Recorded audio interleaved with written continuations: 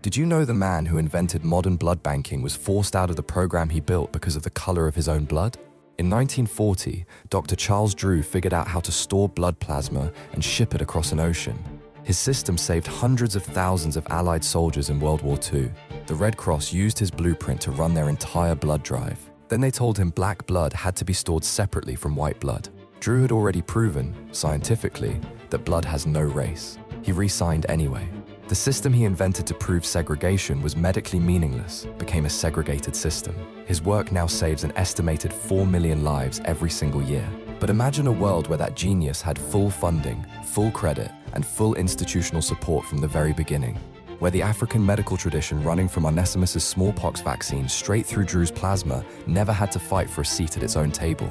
Which disease would they have already solved that we're still chasing today?